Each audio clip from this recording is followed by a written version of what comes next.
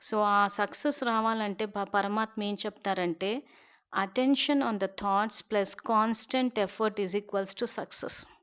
So, attention on the thoughts అంటే మన ఆలోచనల మీద గమనం ఉంచుకుని, నిరంతరము ఎలివేటెడ్ థాట్స్ చేయడము, అంటే శ్రేష్ఠ సంకల్పాలు. ప్లస్ కాన్స్టెంట్ ఎఫర్ట్ అంటే ప్రయత్నం అన్నది నిరంతరం ఉండాలి.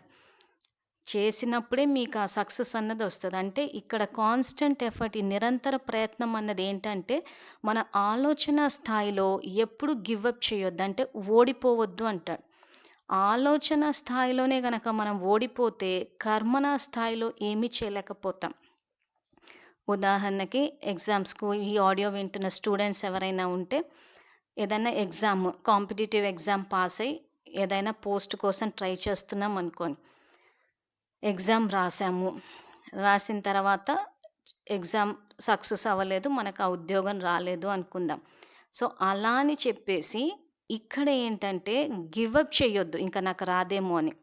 ఆలోచన స్థాయిలోనే మనము ఓడిపోయి, కర్మన స్థాయిలో మళ్ళీ పుస్తకాలు పట్టుకొని ప్రయత్నం చేస్తే శ్రమ ఎక్కువ, ఫలితం తక్కువుంటుంది.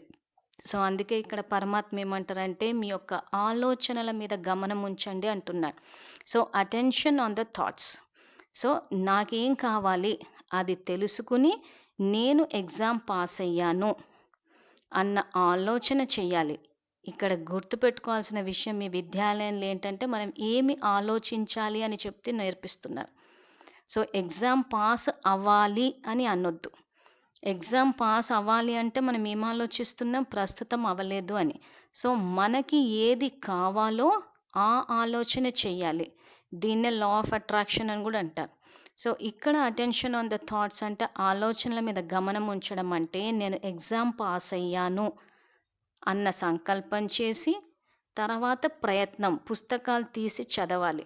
చదివిన తర్వాత ఇక్కడ ఆలోచన స్థాయిలోనే నేను ఎగ్జామ్ పాస్ అయ్యాను అన్న సంకల్పం దృఢంగా చేసినప్పుడు, ఆ టెన్షన్ ఏదైతే ఉందో, నేను ఎగ్జామ్ పాస్ అవుతానో, పాస్ అవ్వనో, ఉద్యోగం వస్తుందో, రాదో అని 2 సంకల్పాలు ఏవైతే చేస్తున్నామో, ఆ యొక్క టెన్షన్ అన్నది లేకుండా పోతది.